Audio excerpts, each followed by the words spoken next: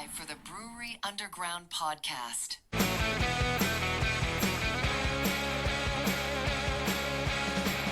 In Nashville's harbor wise, craft and brews will meet the skies. Stephen Scott, they lead the way. Brewery Underground, night and day. Raise your glass, let's ignite. In this city, we unite. Raise your glass, let's ignite. All right, we are rolling here on the Brewery Underground Podcast today. Scott and Steve. Hello there, Scott. What's happening, man? What's going on? Happy Oh, Sunday just morning.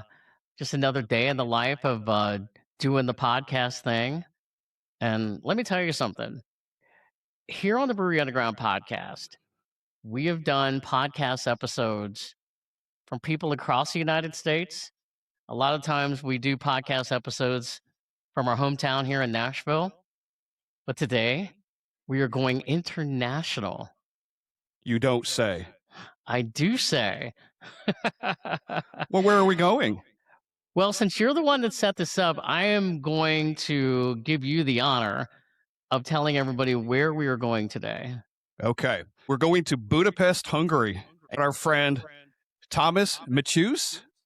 Did I get it? Did I get it close? Yeah, it's really close. Yeah, Okay. almost Okay. perfect. And Tamas is from Unity Bar and Brewing in Budapest, Hungary. Welcome. Cheers to you. And thank you for joining us. Thanks for having me. This is awesome. I mentioned it's Sunday morning. Steve, it's 10 a.m. Central Standard Time. And Thomas, what time is it for you on a Sunday? It's 5 p.m. right now. 5 p.m. Yeah, so we're 7 hours ahead. So not too complicated in the booking of the time. Just had to kind of get it on a day we could do it. You know, us in the morning and you in the evening. Yeah. It's an Great. easy one. Yeah. Well, this is awesome, man. This is great. Like Steve was saying, you are our first international guest. Very excited about that. I know you because my friend Raul was visiting Budapest and he was texting me from your tap room while you were sitting there. He was sitting there in front of you and he was like, I got a guy for you guys. So, There we go. and yeah. then you and I started chatting and you were willing to come on. So thank you for being here.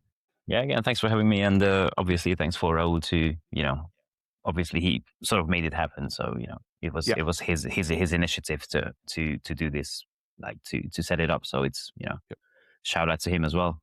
100%, which is really cool. We wouldn't have got this far with you without that. So Yeah. that's great.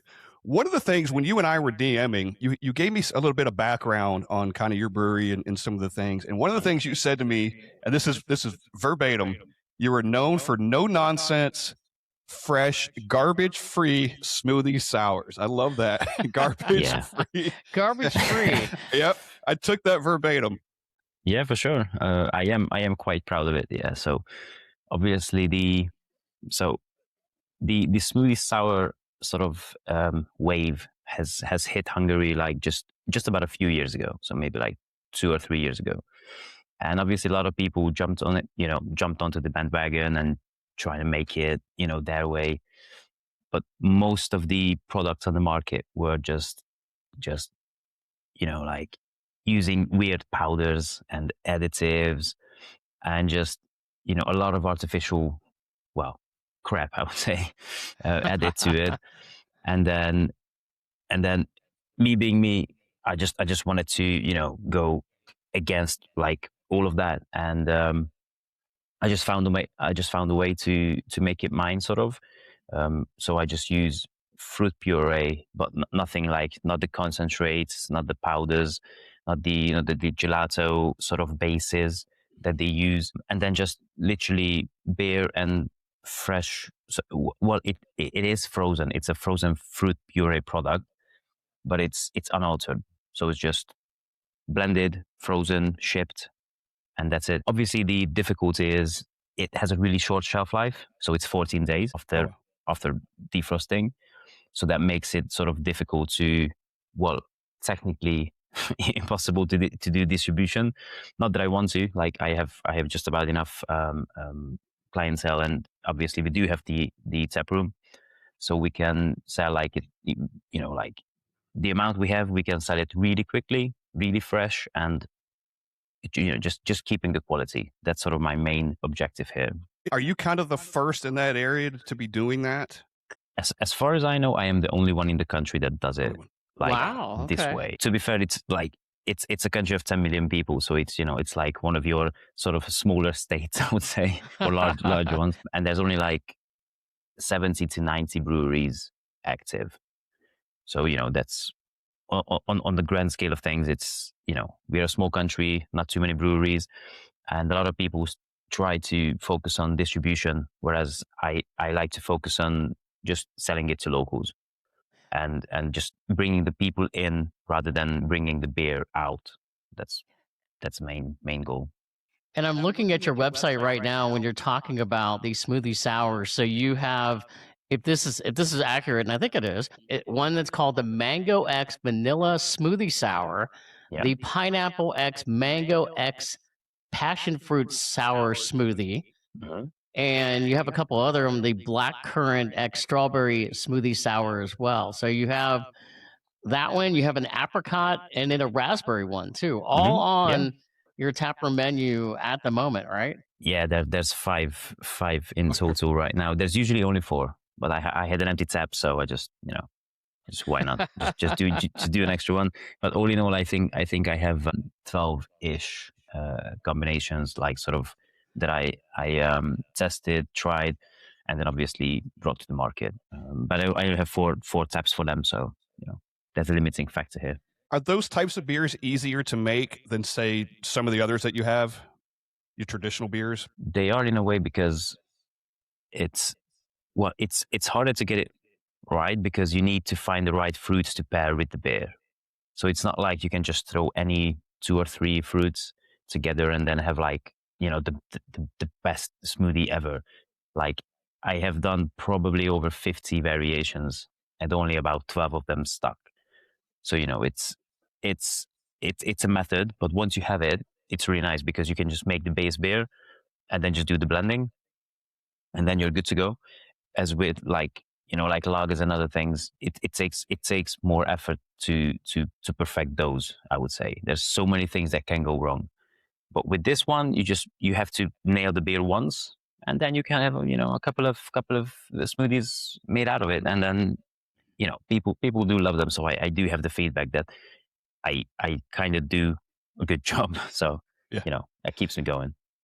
So you can create kind of a single base for multiple of those styles of beers? Yeah, exactly. Yeah. The acidity will differ, obviously, because let's say the like blackcurrant puree is extremely acidic, whereas some others I do like strawberry and lychee as a combination, like a smoothie sour, and both of those are like low in acid but really high in sugar. So they would taste really different with the same base beer. So that kind of you have to pay attention to that. And also, like, mango is surprisingly acidic, but also at the same time very, very, very sweet.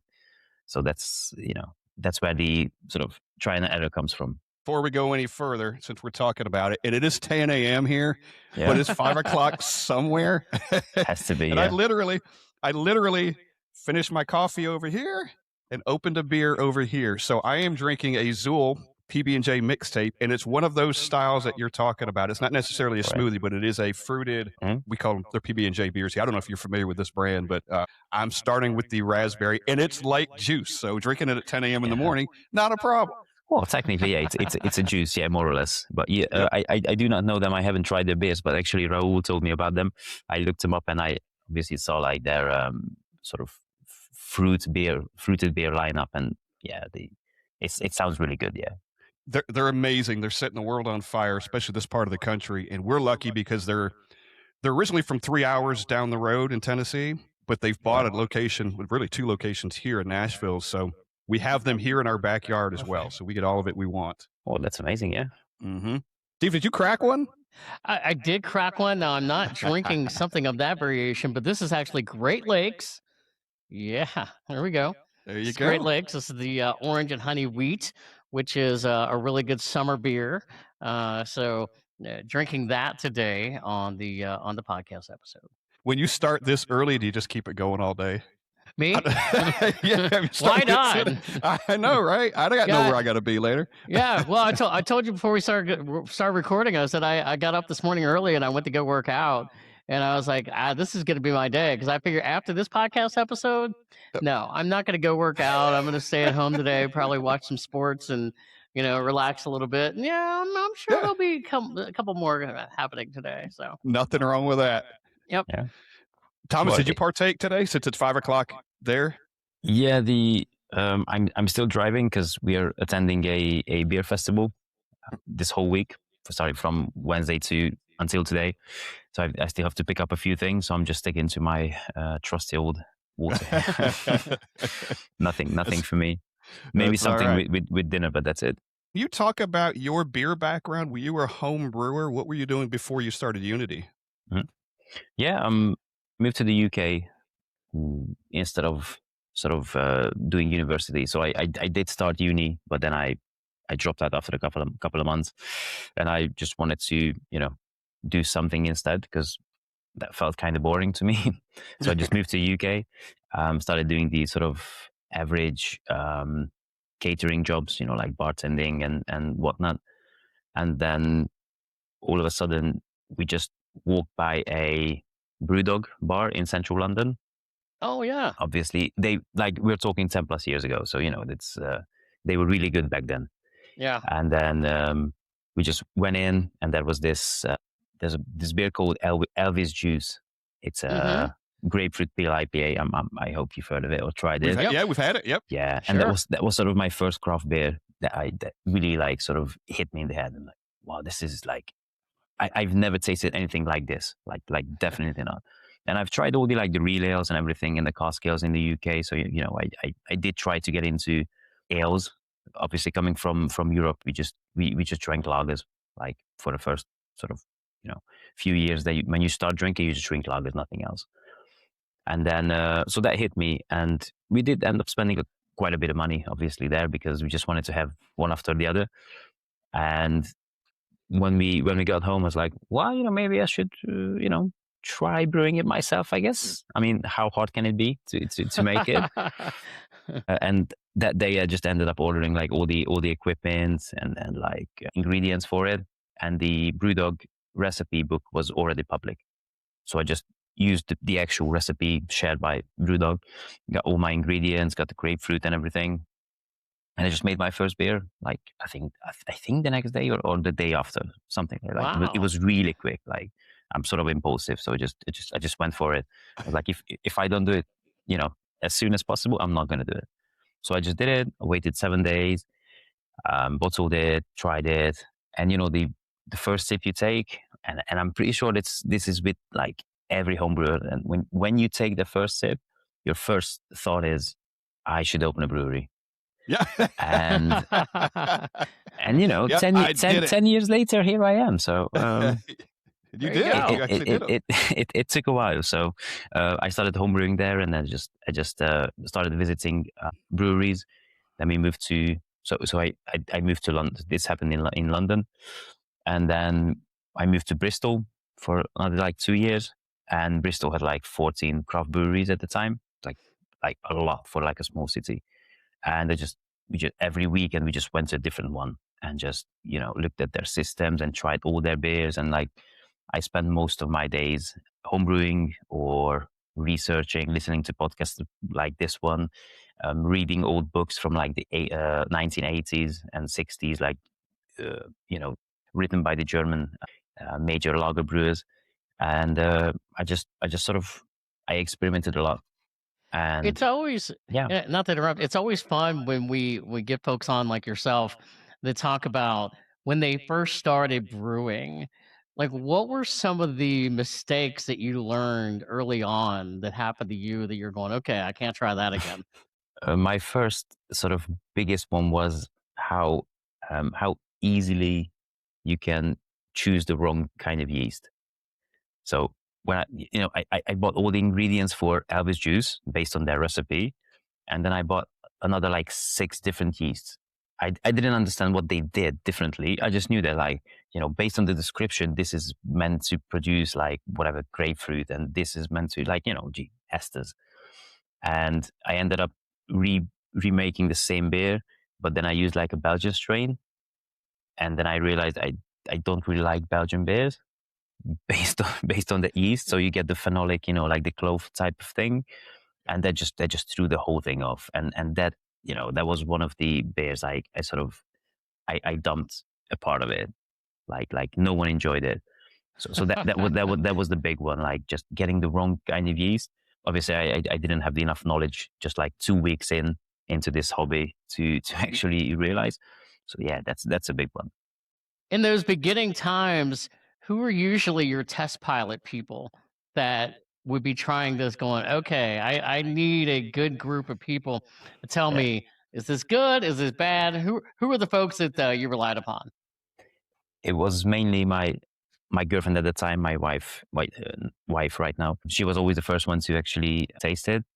And then obviously like all my coworkers, I was just like, guys, do you want some free beer today?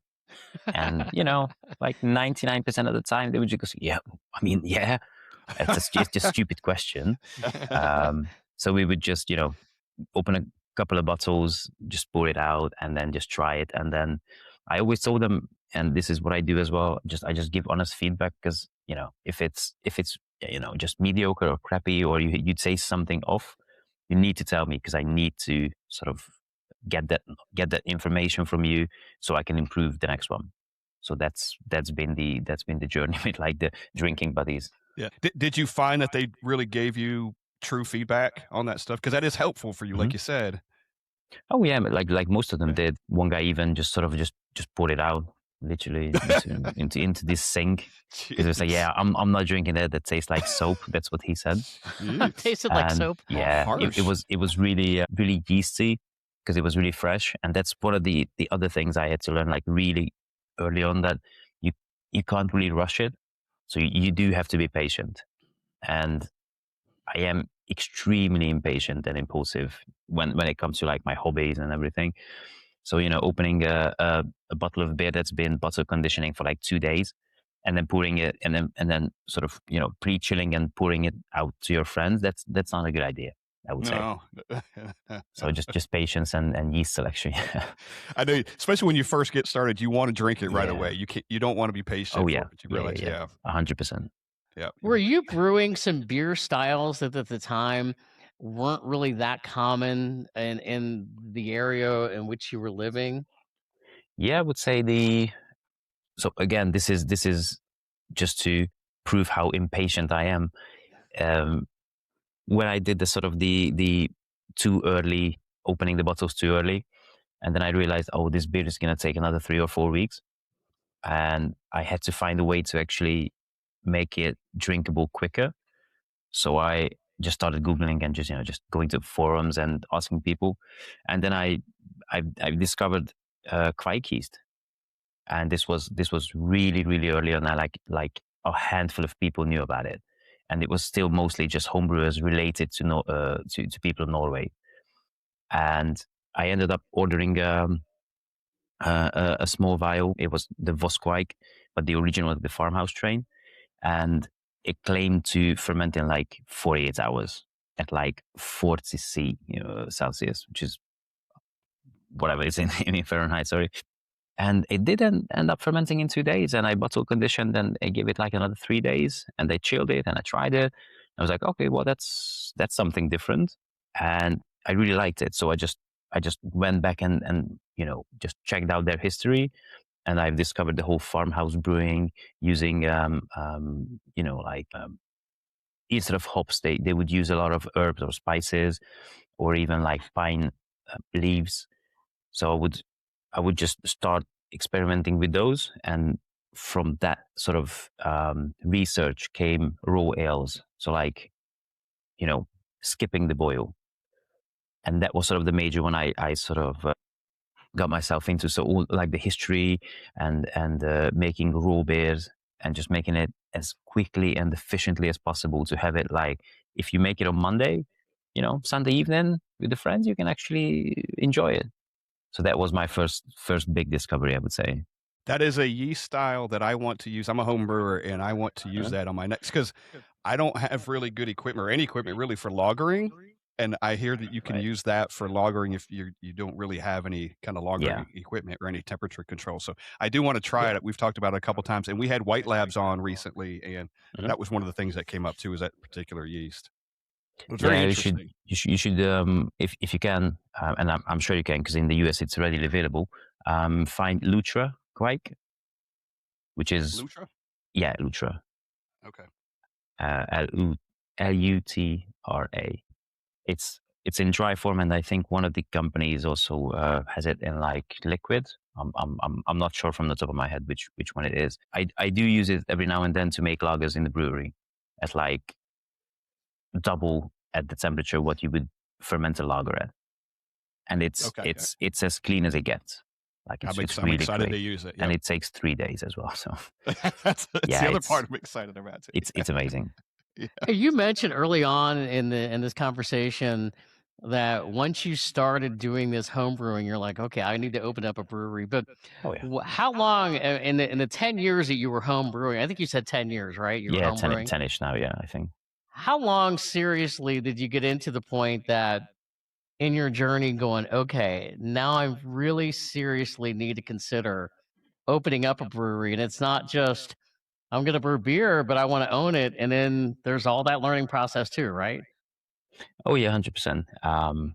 So after having lived in London for 5 years, and then having moved to Bristol, I did towards the end, before we moved back to Hungary, I did do like a 2-day course with one of the local breweries, and it was called How to Open a Brewery.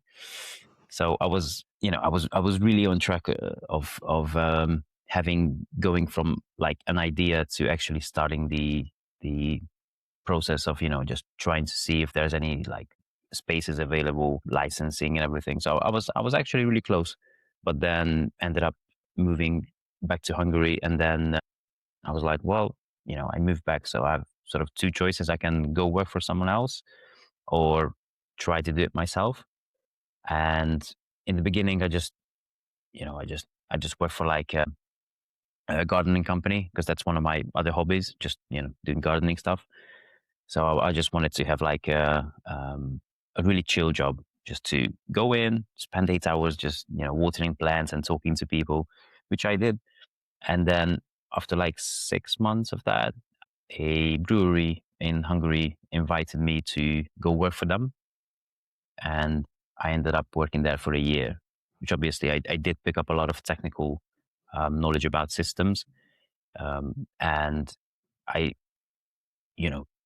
having worked at a brewery, I was more confident to, I should maybe really do myself a favor and then try to open one. It's like the restaurant industry. Like, don't open a restaurant unless you have worked at a restaurant for like 2 years or something, because you will fail 100%. That's probably guaranteed. So same with us. I spent a year there, and then I left the company, and literally I was just like, okay, it's kind of now or never. So I started building the plans for it, and within a couple of months, I had the location, I had the money and the sort of investors, and I had the equipment ordered. So it was really quick afterwards. Just everything sped up. I think sometimes a common question we love to ask when we get folks on that started out as home brewers and now own a brewery, some of those early recipes that you had going back 8, 9, 10 years ago that worked out for you, are we now seeing them, or are we going to see them at your brewery? Yeah, that's kind of interesting, because when I tried my first ever homebrewed beer, and then I said I should open a brewery, that was based on my experience and my knowledge of beers at that time. And if right now I would go back to that moment with all my current knowledge, and I would taste that beer, I would probably tell the guy, just try it again. I mean, it's really shit. And like, I am 100% sure it wasn't good, but you sort of you lie to yourself. I enjoyed it, and everyone who had it enjoyed it, so it wasn't like terrible, but I know all the mistakes I did, like dry hopping. Like your first beer is a dry hop IPA with like grapefruit peel. Like that's not a good idea. Like that's one of the worst things you can do because it's not going to be good. And I quickly learned about oxidation. So it's one of those things. Yeah. But the recipe that's still with me is we had a strawberry cucumber sour at one of the sort of local breweries, and my wife really liked it. So I went home. The next day we picked up some strawberries, we picked up some cucumbers, and I made a sour beer without knowing how to make a sour beer. Bought some like lactobacillus pills, like the prebiotic stuff or probiotic, and I just sort of half-assed it, and I made a really good beer out of it. And that recipe is still being made today. So that's a 10-ish year recipe, and we do it at the brewery. It's been tweaked, like it's not as bad as it was back then, but now it's actually like people really look forward to it because I usually brew it first in April, because that's when you have the fresh cucumbers come in from like Greece and like Spain and like Italy. So I brew it from sort of April to September, where you can get still fresh cucumbers. Okay. And then fruit puree. On a beer like that, is it a balance between the strawberry and the cucumber, or is there more one that overrides the other? Yeah, it's an aging process basically. So in the first month, you get not too much cucumber, but you get a lot of strawberry. And as it ages, the strawberry will fade because it's a fresh fruit, and with time it's just gonna fade. And then the cucumber comes forward, and then what's left of the strawberry is like a hint of strawberry and a lot of the earthiness that comes with it. So that's kind of so now it's really cucumbery. I think it's like 2-ish months old now. The last batch I did, and the strawberry is kind of it's like a background player. Scott, I don't know about you, but that's not a combination of a beer I've ever been familiar with. Have you?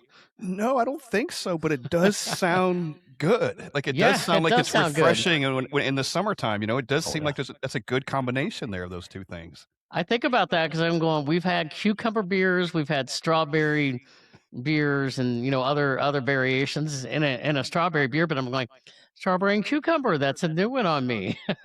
Yeah, it's extremely refreshing. It's also in a goza, so it's salted as well. Wow. Yeah, So I see, mean, that's you perfect. can Yes. just drink it all day. Like I can see that now. Also, Yeah. it's literally the pinkest beer you will see or experience. Very like, interesting. Ladies love it because it's pink and it tastes nothing like beer, but it does have 6% alcohol. So you can get drunk really quickly. I would say, I and you will know. that's the perfect style for that beer. Yeah, you need the salt. Yeah, so it's kind of like pickle juice with strawberries Yeah, and 6% very nice. alcohol. So yeah. You're definitely not afraid to experiment. Oh no, yeah, that's one of my main problems. Yeah. That was going to be one of my questions. So your brewery's been open now for about 2 years, is that right? Mm-hmm. Yeah, just over 2. Yeah. Yeah. And so a lot of the different, especially the smoothie sours that we talked about, is that what a lot of the ones that you started with when you opened your brewery, or is it kind of evolved in the 2 years where you've added more of those? Mm-hmm. Yeah, in the beginning, I had the only fruited beer I did was the strawberry cucumber one in the first year, and then I did lagers, sort of a few pale ales, not too many, and obviously like hazy IPAs. That was the other major one. Lagers for drinkability, hazy IPA because it's it's hyped, and then the strawberry cucumber goes because I love it. So that's kind of my Well, there you go. that's been my that was my first year. So in the second year, I did a few more fruited beers where the fruit was fermented, and then one of the beers I sort of miscalculated a lot of things, and it just went to like 8.5% instead of like 6, which wasn't really ideal, and I ended up adding some lactose to sort of kind of hide the alcoholic sort of the beer was too young, but we needed it for an event. So I tried everything to sort of make it more palatable. The fruitiness was really good. Like it was really fruity, but it was like 8 point something. It was really burning, and it was, I think, 3 weeks old, which is really young for that beer. So we ended up adding the lactose, and I had to call it like a different style. And that's when one of the I think Polish breweries, Funky Fluid, they did the gelato series. So I was like, well, this has lactose, this has fruit, so this will be our sort of gelato beer. But it wasn't a smoothie. It was still fermented, and it wasn't sort of pulpy or thick. And then people started complaining. What they did like it, but what they complained about was it's not thick enough to be called a gelato beer. I was like, why would you want like a thick beer? Like just I didn't understand it. So they started complaining and telling me like, oh wow, this is supposed to be thick. I'm like, okay, well, and me being me, I just, I went into brewery and I started experimenting, and I was like, well, if you actually want like a thick beer, might as well give it to you. So if you're gonna like it, that's probably what you should be drinking. So that's when I made my first one. I think the mango vanilla was the first one, because I was, just afraid to, burn like a lot of money on fruit puree with like my sort of stupid experiments and ending up with like nothing. So I did that one, and then I did the raspberry mango passion fruit, which is also available now. And those two, like, people got on within like weeks. They sort of exploded in the tap room, and then they, like, drinkers told their friends about it, and then the wives and the girlfriends of our sort of regulars, they started coming in just by themselves, just girls, just having those beers, and they would never come in otherwise because they don't like beer. When they found out that we have this sort of different beer, kind of, they just started coming in, and well, demand picked up, and I got bored of the two flavors that were available. So I just started experimenting and bringing new flavors out and swapping them on the tap. So when people come in, like maybe every 2 weeks or every week, even sometimes, I'll swap one of the smoothies. So every month there's probably like 4 or 5 switches, and just having different ones on tap. I think it's such a relevant conversation, though, and it's something that we can compare it to here in the United States, because the brewery experience has changed, and almost every brewery owner or brewer that we talk to really kind of echoes what you're talking about, where you have to listen to your customers and you have to continue evolving, right? Yeah, 100%. Like, it's Whether you want to or not. Exactly. Yeah. And it's one of those things where, obviously Ancept is a big part of it. It does help businesses to grow, but at the same time, it kind of messes with the whole industry, because breweries will make the beers that get the most hype around them, right? And then if your customers go, oh, you should, make a smoothie, and then, well, I don't like smoothies. As a brewer, like as a drinker, I don't like smoothies. I don't actually drink my smoothies, but I do have to make it, and I have to make it just as good as any of the other beers I do love, because otherwise they just wouldn't come back for it. And yeah, I mean, with all my beers, I tweak the recipes based on feedback. So even my just like the basic Czech pills I do, it's always sort of, I do small tweaks. So people, we started from whatever, and then a lot of people said, oh, it's not bitter enough. Okay, well, I'll adjust it 10% extra bitter for the next brew. I did that. It's like, okay, well, now it's bitter enough, but it's not malty enough. Okay, well, just rework the malt, and just do. This is brewing in a nutshell. Just whatever people tell you that they want to drink, you have to make it to keep them. So just keeping them happy. Hey Scott, we could get him on with some other brewers, because how many breweries owners and guys and gals that brew have we talked to where they've said, you know what, I don't like IPAs. I'm brewing them. I don't like them. Yep. Yeah, I got to. How many? Yeah, I mean, talk about that a little bit, man. Because Scott, because we've had so many people that the have good news is, that. yeah, and Tamas, the good news is you're listening to your customers. and you're kind of tweaking it to as you're listening to them and taking the feedback and utilizing it, to satisfy them, and hopefully it's working and they keep coming back. But to listen to them and do something about it, I think is very respectable. Yeah, I mean, at the end of the day, it's still catering. So we're catering to other people's needs, and whatever they need us to do, for them to give us their money so we can keep making more and they can keep coming back and they can have a good experience and have, they want to have the beer that they love. And we try to do that. Yeah. I think without it, there's the industry will, sort of decline, and it's been declining for a few years now. So, and that's global. So that's not the US, that's not Europe, that's global. Right.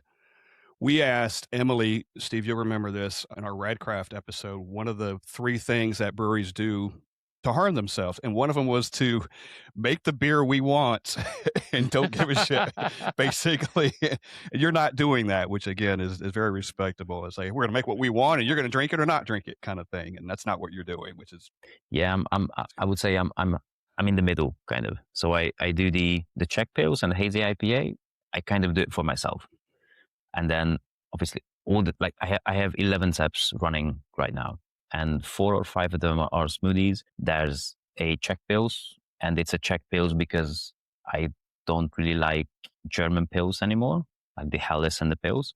I prefer Czech because it's got more, it's more interesting to me.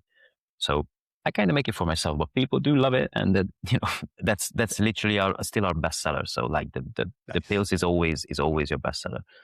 And then the hazy IPA. Yeah, and that was going to be one of my questions, because there is so much tradition in beer in your part of the world with German pils and Czech pils and lagers. How do you balance that? Because I would also have to think that there's also a lot of breweries out there that they don't want to go the route that you're doing. Maybe they're afraid that they're going to offend their long-term customer base, where you're newer and maybe you don't have to worry about that as much. Is this at all accurate? Yeah, I would say to a degree it really is, because as you said, I'm really new in this business. So 2 years is not really long. The oldest breweries in Hungary, craft, obviously, I think they opened in 93, which is exactly when I was born. So 33 years ago. And I've been doing it for 2 years. And I had the advantage of, entering the market where it's not a nice thing to say, but the quality was really stuck at a level that wasn't good for anyone. Because the breweries, I know they want to make the best beer possible. That's a no-brainer, because that's why they started. But then as they're expanding, they have to lower the quality to increase the quantity, and that's always going to be like the bullet that the silver bullet that takes down a brewery. And I entered the market where the average quality, it really just, it's not there, because everyone wants to keep expanding and getting new people and more distribution, and the beer starts to suffer. Yeah. So when I came in with my stupid idea to open a brewery in central Budapest, which is not it's not a smart thing to do, on the hindsight, obviously. And then I came in, I was like, I'm gonna sell this beer, I'm gonna make it in the back, and I'm gonna sell it to you here in central Budapest, and it's gonna be really fresh always. So when you have this beer from us, it's always gonna be amazing, as good as I can make it, obviously. And it's been working great. So And your consumers, or the consumers before you, where they were getting, say, a subpar product, they didn't know any better, because that's what everybody was doing. Everybody was putting out a subpar product, and you come along and hey, I can do something different, and they're like, oh shit, we didn't realize beer could be this good. And also, it's a weird thing, because people say that we are cheap-ish. So in the grand scheme of things, we are actually on the lower end of the price scale. But I always tell them, the reason is, if you continue coming to my tap room and I don't have to ship my beer to somewhere else and have the quality go down and have to pay someone to sit in traffic and then get the empty kegs back and all these kind of things, I can just pass on some of those savings to you. So I would say that we are either the best or the second best value craft brewery in the country. Like that's I think that's established by this time. You that's exactly what you said to me in one of your texts was you push quality beer at an affordable price, and I think that's awesome. It's what you just explained. Yeah. Everyone deserves good beer, and then they shouldn't have to pay like whatever, like 3 times as much as normal just because they had to be shipped like from across the country. It's not a huge country. Again, it's like a small state for you, but still shipping is extremely expensive. Yep. And we keep our beers cold. So we work in a cold chain. So everything from the tank goes straight to the fridge. There's no keeping it warm. There's no hop creep in IPAs. There's no pre-fermentation. It just, and most of our beers are gone in like 30 days. So like a month at most. That's what that cold chain distribution means then? Just keeping it cold the whole time? Yeah, exactly. As soon as it leaves the fermenter, it has to go in the fridge.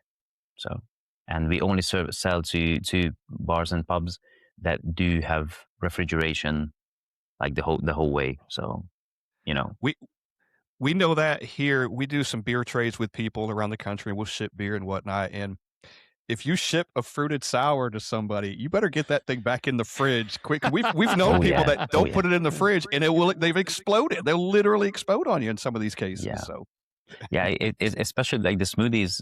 The smoothies I do, they have between 30 and 40% fruit content, and it's unfermented. So that's about maybe 2-3% extra alcohol worth of sugars. So in like 2 days, that can will sort of paint your ceiling if you're not careful. You don't want a red ceiling. Yeah, and we don't pasteurize, we don't filter, so it's alive. Literally, it's alive. Yep. I noticed on your website too, on your beers, that most of your beers are fairly low ABV. Is that by design? Is that by consumer demand? It's by design, and this is one of my more selfish things. I like drinking beer, but not the way that some people do that. They have like a triple IPA, like a small glass, and then a double, like a small glass, and they go home, and they're drunk already. Like that's not beer drinking to me, because that's more like a soft alcoholism, I would say. What I love is sort of social alcoholism. So when you sit down and you just sit with your friends for hours, and then you can down like 5 or 6 pints of lager. Like I would say that to be like a good session, and no one's going home drunk from like 5 lagers. If it's obviously if it's a long enough time span, and that's really my sort of goal, that people that come into our tap room, they have long conversations. We have board games. They can spend like literal hours there, easily 2-3 hours. And if we had 8-9% triples and doubles and everything on tap, that would mean 2 beers per head, maybe at most. Mm-hmm. But having everything below 6 means that most of our beers are sessionable.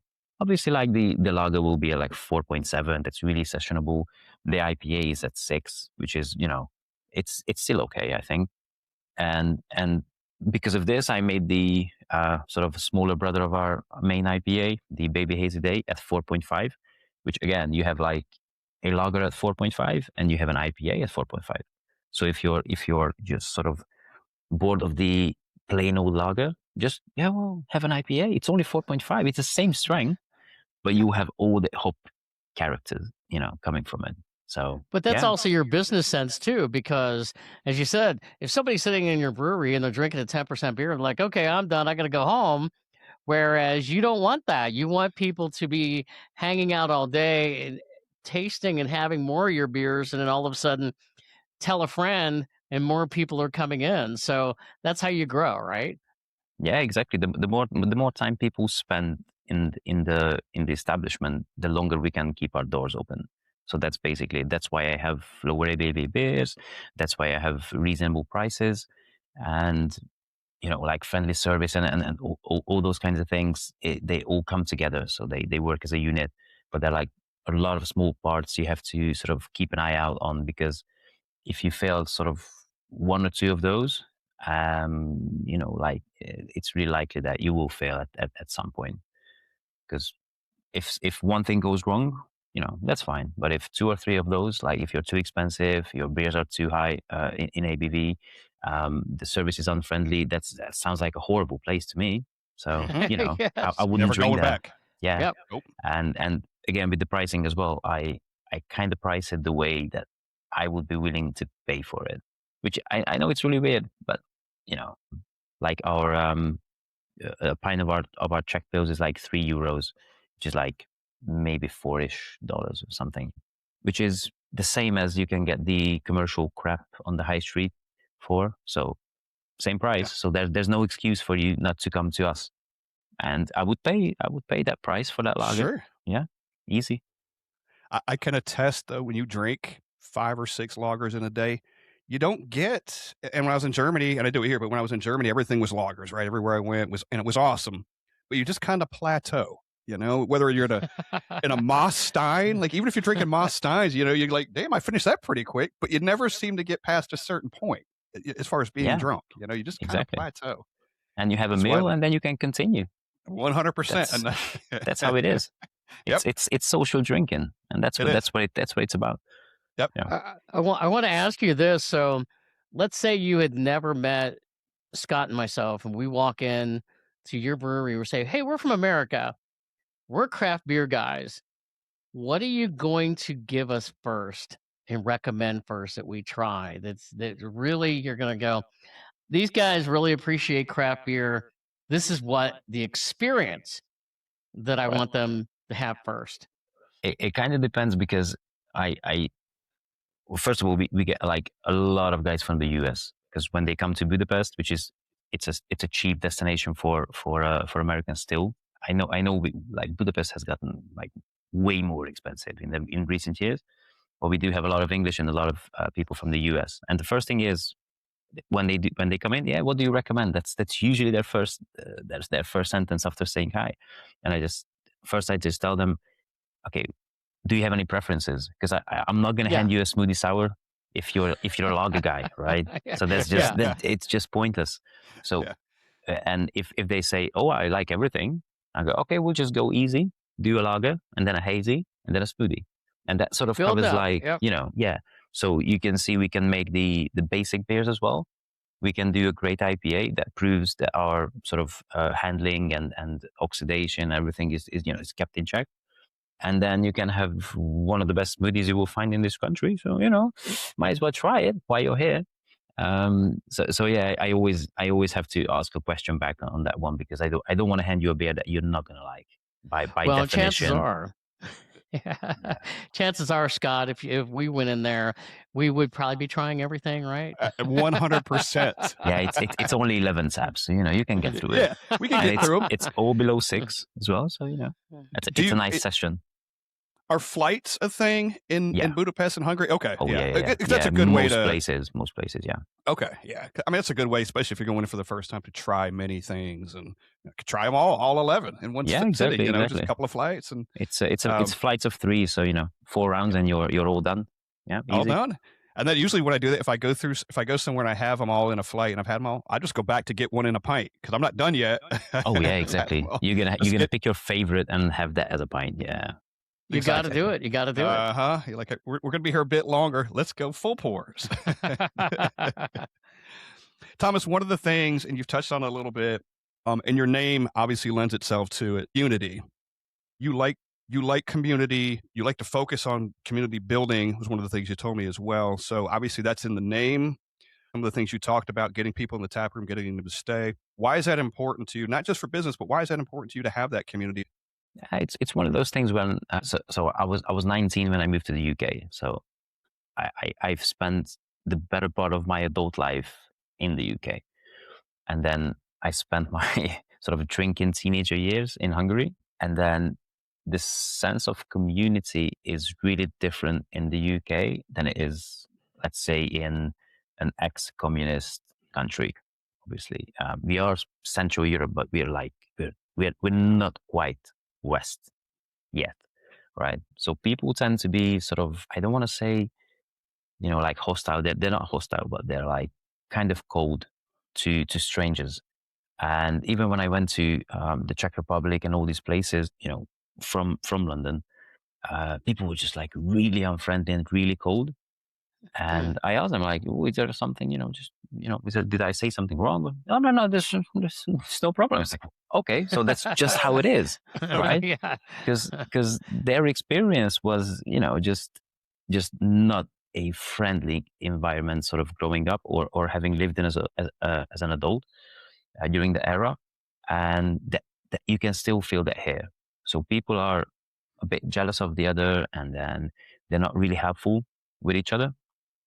And when I noticed this, when I moved back, I was like, well, this could change easily. I mean, if I walk into a restaurant or a bar, I mean, a hi and a smile, it's not much to ask for, is it? Like, I'm bringing you my money to Right. to keep your business alive. So you could actually say hi and smile. So that's our number one thing, that anyone that comes in, you have to say hi and you have to be nice to them. Like, it doesn't matter. Like, you can have the shittiest day, but you're a bartender. So you better put in a smile and just be genuine. And but you set the tone when you do that. Somebody walks in and you say hello and you're friendly, like, oh, you're setting the tone already. Maybe you get Right somebody away. who's had a bad day. And even if the customer maybe has like a not an ideal day, they'll be like, oh, this is a friendly place. I mean, might as well have a pint and maybe I'll have a conversation with the bartender. And that's what it ends up doing a lot of times. So so that's sort of the first part. Like, I wanted to bring the community together in terms of the homebrewing community. And I did that through Facebook groups, just being really active, helping them out. If they had like questions, I was like, well, yeah, you can just message me. I'll be happy to help, adjust your recipe, see what went wrong. So that was the first part. And the second one was contract brewing, which is really expensive, like everywhere, but here especially. So if you're a contract brewer, you go to a brewery, you pay them a certain amount of money, and at the end you'll get like however many kegs and cans for you to sell, right? And at the end of the day, it's either going to be like just a sum of zero. So by the time you're done with it, you will have no money left over to restart the new project. So you always be at zero. And the other thing is, most breweries, they operate at like so we're you do barrels, right? Like, yes, right. So I run a 4-barrel system, and most average sized craft breweries in Hungary, they're in the more like 8 to 10 barrel range. And if you're just starting a new brand and you're contract brewing somewhere, that's a lot of beer to sell. So I size my brewery so that it's comfortable for me to handle the beer, so I can sell most of it on my taps for like better revenue, better profits. And then I actually bought extra tanks for contract brewers, and we signed a contract. There were 5 of them, so we bought 5 extra tanks, which they paid a part of it, and then they could use it for 2 years. So just again bringing the brewers together, bringing the homebrewers together, and then giving these guys a sort of push they needed, or helping hand they needed to actually get into it. Because a lot of people, they will not get into it because it's really expensive to start. It's really expensive. So, But also, that also helps you business wise too, right? You're getting to utilize the equipment when it's not being used, and somebody else can use it. And 100%, yeah. So, but again, like the extra 5 tanks, they were like legally, they were sort of renting it from us on a monthly basis. So it was theirs to do whatever they wanted to do with it. If they wanted to do like a 3-month lager in it, yeah, whatever. If they wanted to have like a 20-day hazy IPA every 20 days, yeah, I mean, let's do it. There's no limitations. And then they could start and build their own brand much easier and much cheaper than they would have had a chance otherwise. Are you the only one doing that you know of? Like, this is kind of a novel idea for you guys? Like, this is something you came up with? I've not heard of anyone doing the same thing.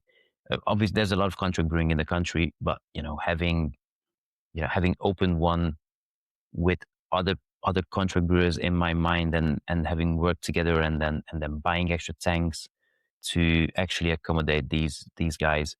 I don't think anyone's done it in this region ever.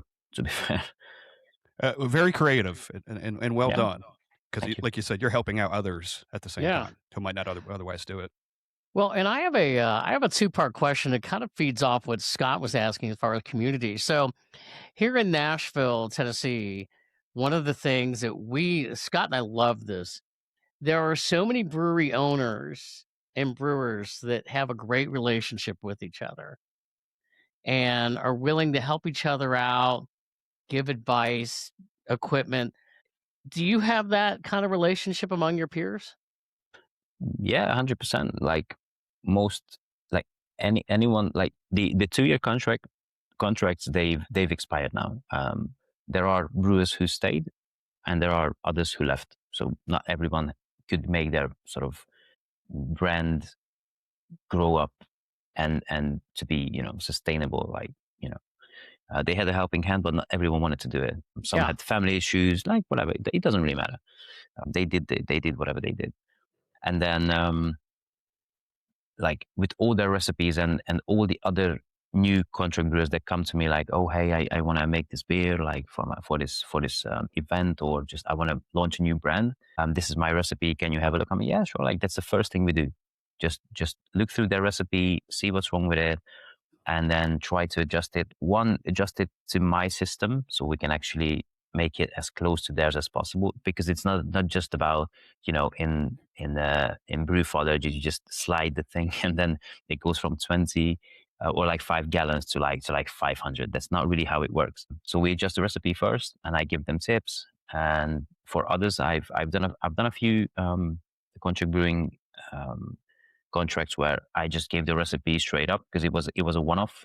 They just needed the beer for like an event, like a full tank of lager. And I was, well, if you want, yeah, sure, we'll put your name on it. I don't really care, to be honest, because you pay for the tank time. Yeah, you do whatever you want with it. So I just gave them a recipe, tweaked it a little bit, and then just gave them the platform and however many barrels at the end, and they sold it, and that's it.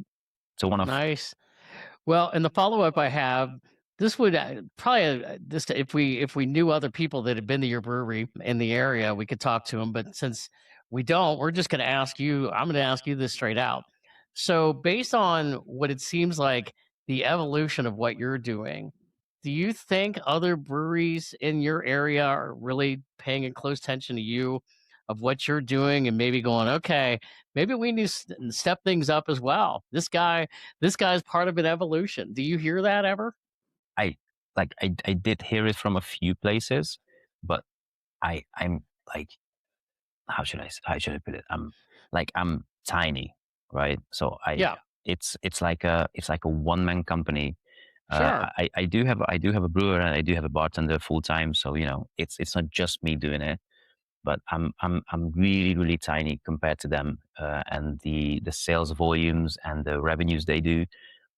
I'm pretty sure most of them just look at me and they go, "Oh, this is a stupid guy just brewing beer in his kitchen and then selling it in his little bar and whatever." So they do underestimate newcomers, just because it's not easy to stay in business in this market. Same as opening a restaurant. Right. Again, most restaurants fail in like the first year, like 80% of them.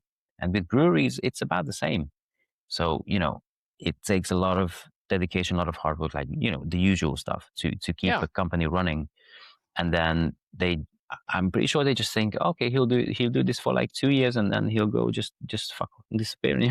That's unless something horrible happens, that's probably not going to happen. So if there's anyone out there still doubting or just thinking this is a stupid idea, it's not going to work, it's been working for 2 years, and we've been growing steadily. Obviously, I don't know what this year is going to bring. I don't know what next year is going to bring. So, I don't know where this whole thing will end up, or at what size or whatever. But as long as there are people willing to drink my beer and give me feedback and have conversations and come into the tap room and spend their money and their time with us, I'm more than happy to keep making beer for them.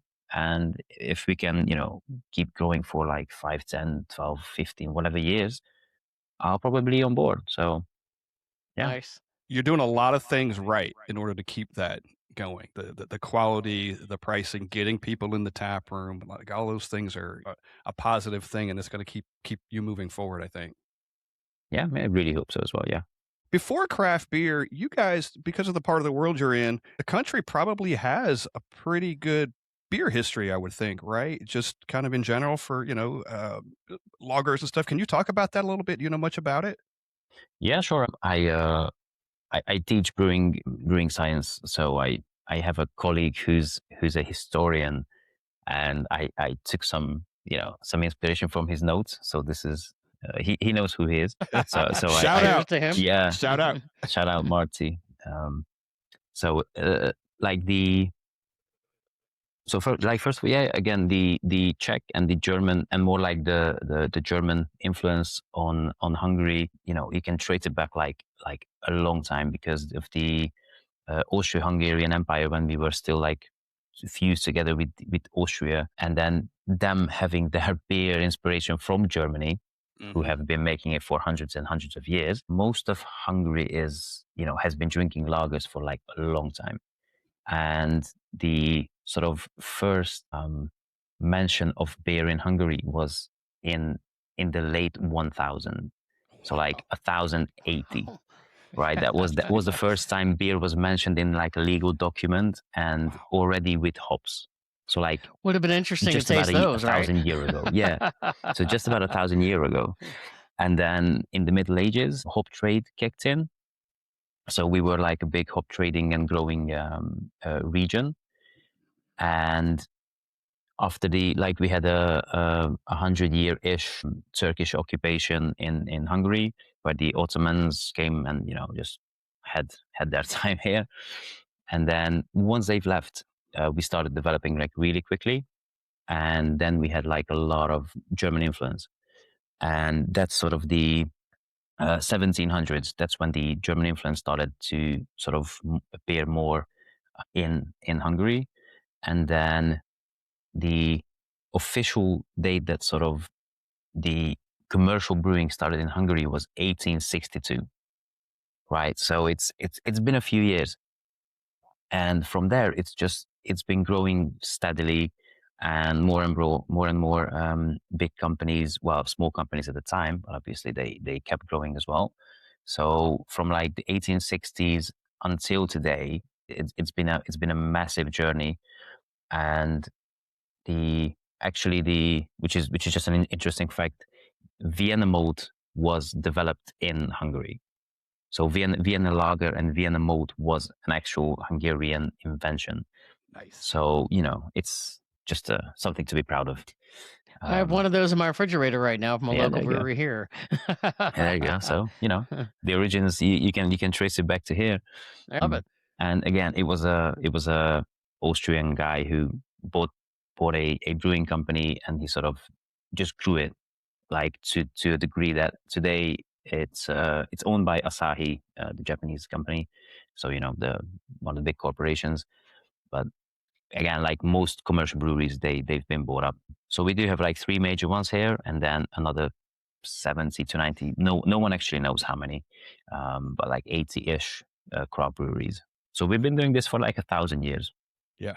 Roughly. Our country's about to turn 250. And you've Yeah, been there you brewing go, beer yeah. longer, 4 times longer than this country's been around. Yeah, it's one of those things. I'm sure there was actually beer brewing there as well, because like brewing can be traced back to like, I don't know, like 6,000 or 7,000 years ago. So yeah, the Egyptians, they made a lot of beer. There's like a lot of evidence they drank beer. So it's beer gets credit for kind of humans kind of settling down and not wandering all over the place anymore. Yeah, that's one of my favorite theories as well. Yeah, I love it. It wasn't bread. If that's it was true, beer. that's amazing. Yeah, because they had animals. They didn't need bread. Right. Whatever. They could hunt. They had cattle. Right.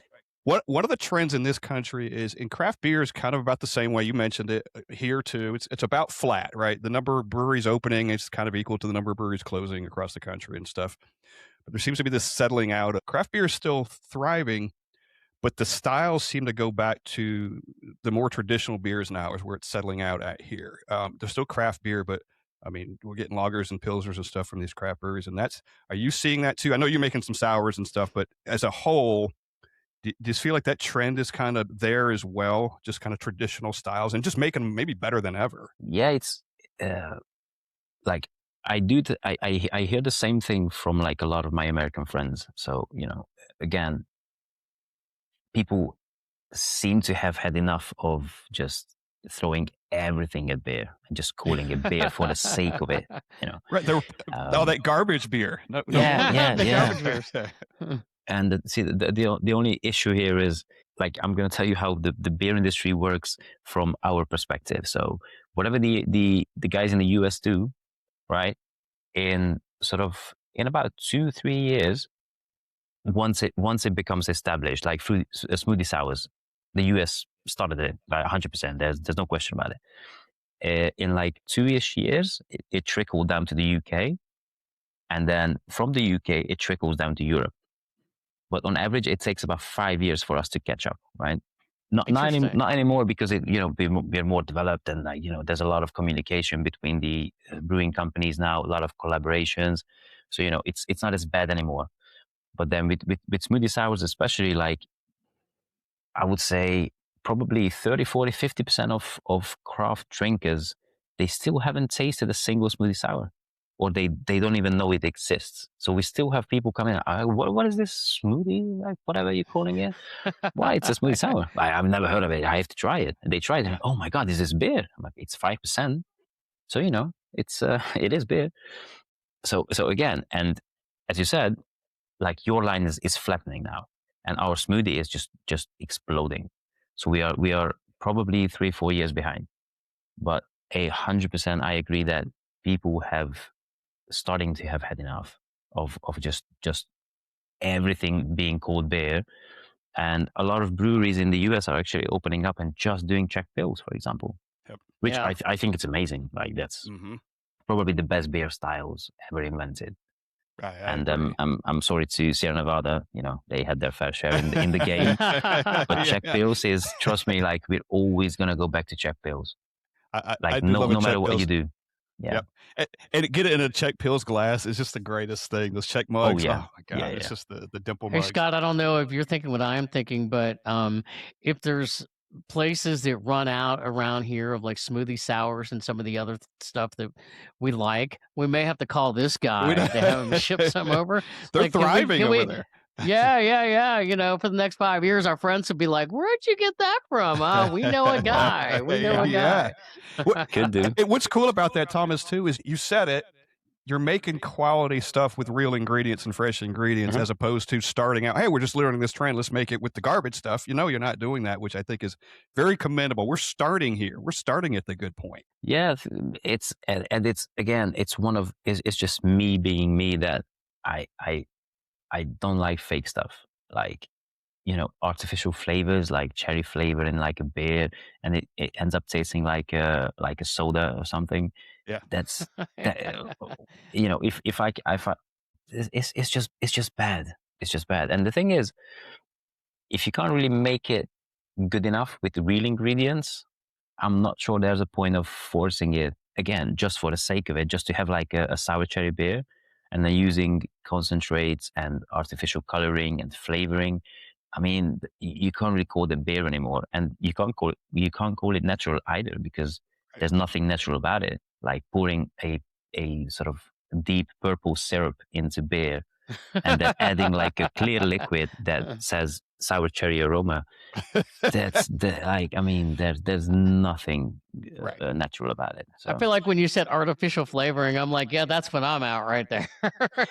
Yeah, it will taste good.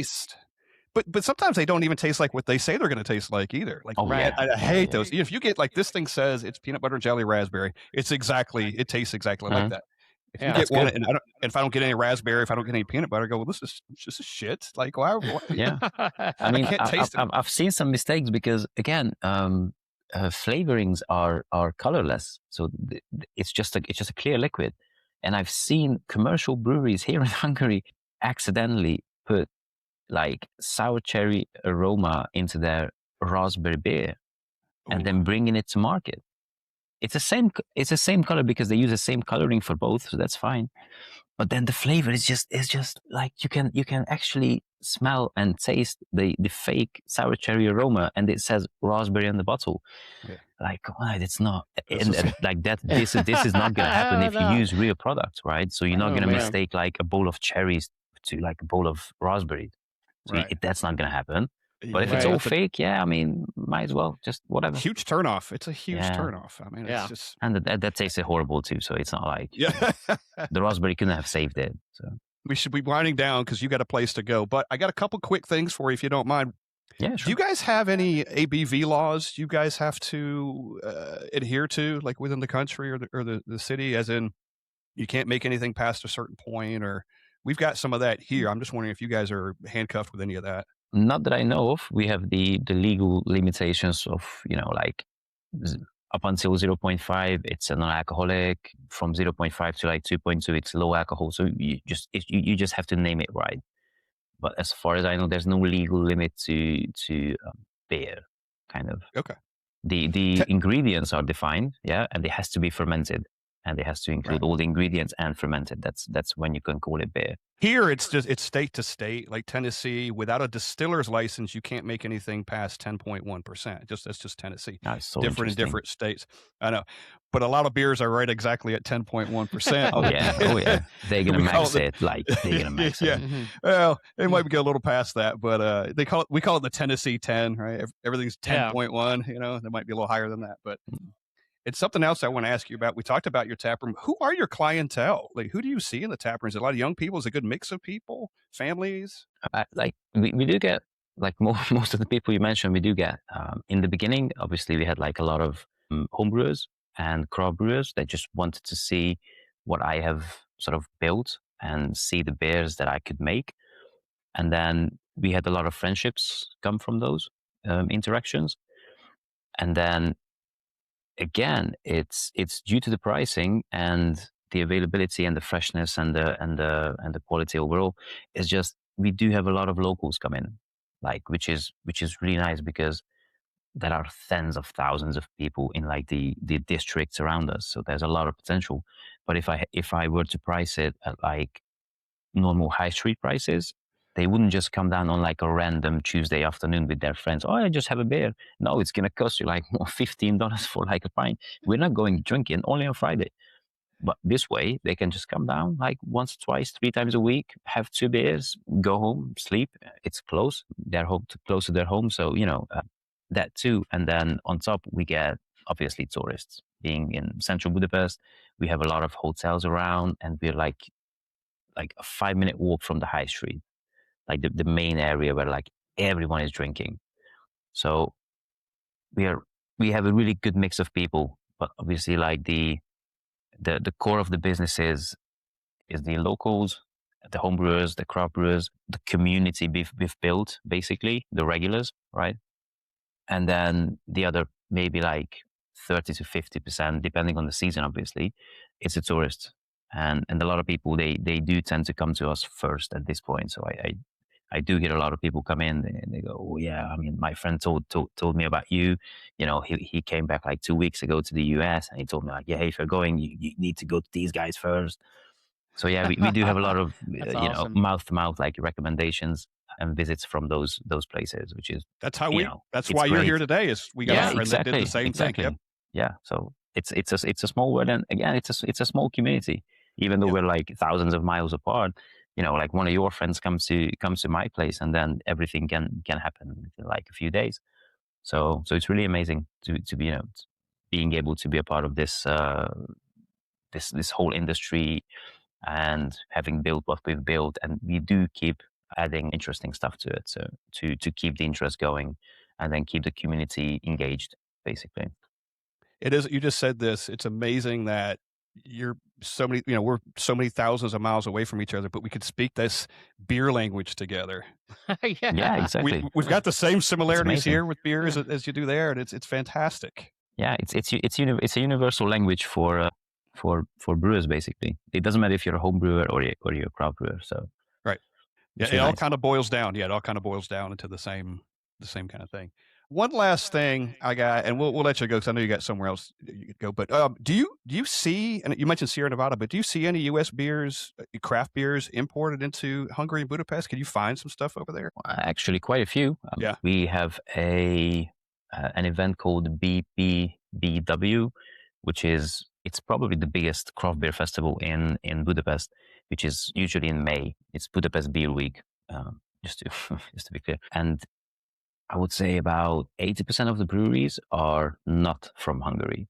So it's Okay. specifically an event made to bring breweries together. And we do have, like, again, it was just like 2 months ago. We did have, I think, at least 4 or 5 Americans, like Massorem, and I'm going to blank on all of them. Oh, that's okay. But we did have Canadians, and I'm pretty sure Sierra Nevada was here again. I might be off on that one, but again, it's like 100 breweries, and most of them are not from Hungary. Wow. And then the same guys that do this festival, that sort of the organizers, they are the major importers of U.S. and Canadian beers as well, like both canned and kegged as well. So there are a few places where you can find a really good supply of international beers, and again, a lot of them Canadian and English. So, if you want to try it, I mean, it's really expensive. Like, I'm not going to lie. Like, it's compared to our prices, it's at least double. Wow. But, yeah. you had to ship it like all Sure, across the No, like that 2 makes sense. continents. So Yeah. I understand. But there is a good selection. And the only thing I'm not sort of the happiest about is it's not going to be the freshest just because it has to ship for so long, Yeah. So whenever you taste one of these beers, you kind of have to rely on your good old friend Anseb to see how this beer actually looks or tastes, because by the time you get it, like 2 or 3 months of shipping, sometimes it's not going to be the same beer. Yeah. But at least we get to try it. Yeah. So Yeah. it's just one of those. The freshness is just not there. 100%. Not the same thing, but kind of like when you get Guinness here in the States, they say it's brewed, it's brewed in Ireland, and the whole thing is probably this way around the rest of the world. The only difference is the freshness. I think ultimately it's just the freshness. You have it in Ireland, it's one thing. You have it here, it's like it's just not as good. But even though it was made there, I think it's just the freshness. Yeah, it's one of those things, and they say this is not true, but I'm convinced it is. That even in England, Guinness is not the same as Ireland. I believe that. And I mean, they're like the closest country to them, essentially, apart from Northern Ireland. Yeah. And it's still not the same, and it could be on purpose. Like, It could be. you never know, but I'm convinced it's not the same. I do. It just doesn't taste the same. Yeah. Yeah, that's a good And point. like, They're that close, and it's still different. Yeah, and we do a lot of like our major like commercial breweries. They do tend to do a lot of license brewing for other companies, Yeah. other major ones, and I mean, they just taste horrible. Like 99% of the time, they just take the base beer, which is, let's say, I don't know if you know Staropramen, for example, from like the Czech Republic. It's one of the major ones, and the city where I'm from, there's one of the biggest breweries in the country, like commercial, and they license brew that there as well. And it tastes nothing like the Czech one. The Czech one is actually still considered like a good beer. The one that's made here, it's considered drain cleaner because it's undrinkable. It's horrible. So, Well, water's probably same different, name. Yeah. Yeah, same name. everything is different. Yeah, the hops, the grains, everything. It's just a license to make the beer and use the label. That's what it is. But they're gonna make a different beer. And even like Stella Artois, it's produced in Hungary, and Okay. it's garbage. Like, you cannot drink it. Like, especially if you're like a craft brewer and a drinker, Yeah. you cannot appreciate it. It's just horrible. So, yeah. But the original we've had in Belgium. I mean, that's really good still. And Heineken in the Netherlands, it's really nice. All of a sudden, you get Heineken made in Hungary. It's just kind of average to bad. So, Is it? They do it though, probably just so it is local, or so it's not being shipped. Maybe that kind of thing. no, But it's just because it's cheaper to produce here. Yeah. Yeah, I mean, But not the cheaper to have labor, cheaper like utilities, everything is cheaper here. So Yeah. for them, it's a no brainer. So Yeah. easy money. Steve, anything else for Tamas? We can let him go. I only have one question. We on this podcast, almost every episode, or when we get maybe a new brewer on, we always talk and ask them about Oktoberfest season because it's such a big deal here in America. And we're going to a big Oktoberfest event in my hometown. It's called Cincinnati, Ohio, which is the largest Oktoberfest event in America that's coming up in September. Is that a big deal for your brewery and in your area, Oktoberfest season? See, that's I would say not, just because Germany is so close that most people just go there if they want to experience it. What I do know is that a lot of small breweries, they do make like a 2-day session of their version of Oktoberfest.